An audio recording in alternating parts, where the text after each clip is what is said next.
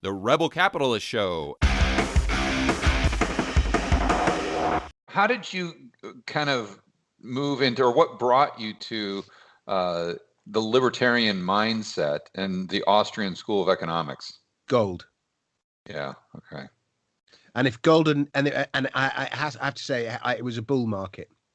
You know, if I'd been reading about gold in 1993 and it had been falling every, by 15 or 20% every year for the next 5 or 10 years, I probably wouldn't have been quite so keen on it. But it helped the fact that gold was appreciating, 15, 20% every year as it was back in the noughties.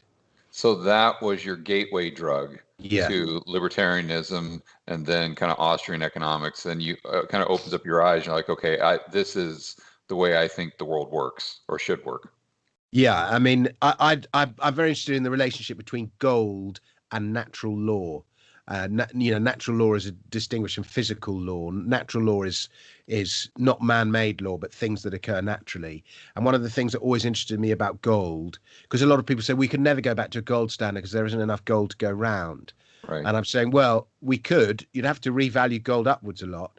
But it interests me that and this is a common complaint about Bitcoiners about gold. They say, well, the inflation rate of gold isn't transparent. You can just, if the price goes up, you can just increase mining.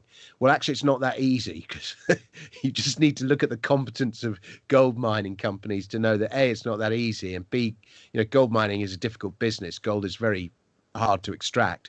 But the fact that gold supply and population growth are exactly the same, and that's always interested me. Gold and supply has increased at exactly the same rate as the population has grown, and that to me makes it a very natural form of money. Yeah, there's a reason it's been money for 5,000 years. I'll say, something can be money for maybe 5 years and get away with it, or maybe even 50 years. But if it's that way for 5,000 years, there's got to be some reason why. But let's move on. Go ahead. Gold was the very first, George. I've been studying this. Gold was the very first metal that man used. He was using gold long before, thousands of years before he used copper or tin or any of the other native metals.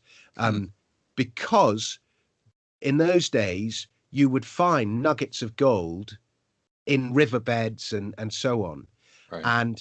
And what did he use them for? To decorate himself, but also as reward, for brave deeds or some good service done to the community or whatever it was. People would, give each other these bits of gold. So, he was using it as money, reward, even before he was using copper. I didn't know because it was long before that. It was thousands of years before man discovered smelting, and that's when he first started using copper. So long before the Bronze Age. And I think and there's something about gold and its beauty, and it would have seen it glistening in riverbeds, and it would have captivated Stone Age man. There's a fantastic picture of Putin. You see him staring at a gold bar today, and he looks utterly transfixed by it.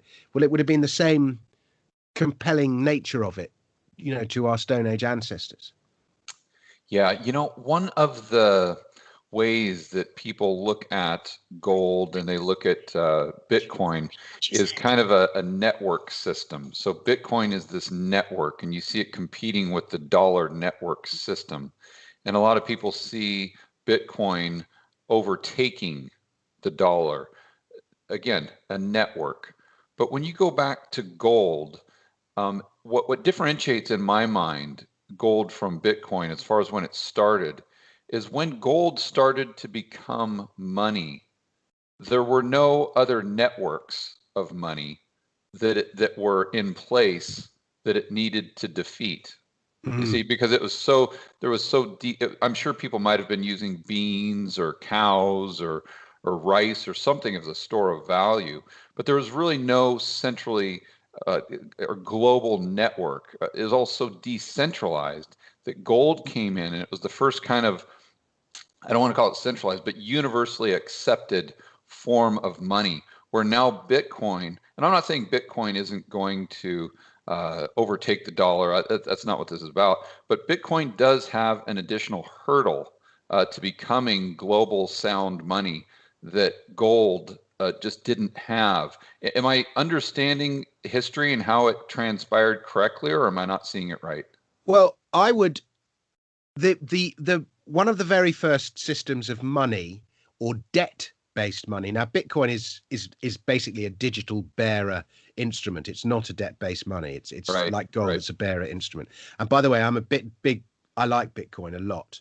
But I'm one of these rare people that likes Bitcoin and likes gold. Yeah, so am I. I like It both seems too. I one like of them for these different divided reasons, things. though. Yeah, yeah. And like I wrote the first book about Bitcoin back in 2014. So, it's not, I like Bitcoin and I know what I'm talking about. One of the very first systems of money that was used in ancient Mesopotamia when human beings had already settled was they would make tokens. So, like a cone would be a measure of barley, and a disc would be a sheep, and two discs would be two sheep, and so on. And then they would bake these tokens inside clay balls, and that was a record of a debt. And then they would smash open the clay ball, and the debt was settled. Now that clay ball was effectively like a mini blockchain, if you see what I mean, and with little tokenized forms of money in it. Little not digital tokens but mud tokens. And then they realized that it was actually quicker and more efficient, instead of baking this in clay balls, to just inscribe the clay with pictures instead.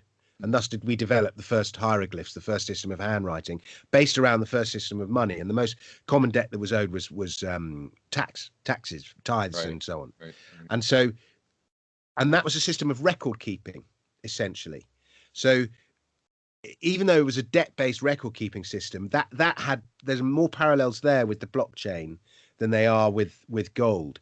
I view the world, it's almost like there's two economies now. There's the digital economy, which exists, and then there's the physical economy. So in the physical economy, you have mining and farming and industry and all this kind of thing.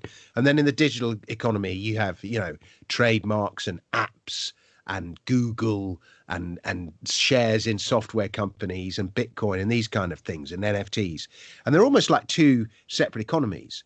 And the growth rate of the digital economy is like just eclipses the potential growth rate of the physical economy. And you just need to look at how, if you compare Silicon Valley to now to what it was in 1990 or something, you just see the incredible growth. And investors like the growth you get from digital because you get a much quicker, it takes 10 years to build a gold mine. You can get a return on your investment in a digital company in a year or something. So there's much more scalability. So, but I accept the argument that Bitcoin is gold for the digital economy. And gold, on the other hand, is pretty much the most analog asset there is in the world. It is pure physical money that has pretty much no other use. So the distinction between Bitcoin and gold is the same distinction between digital and physical, or analog and digital, if you like.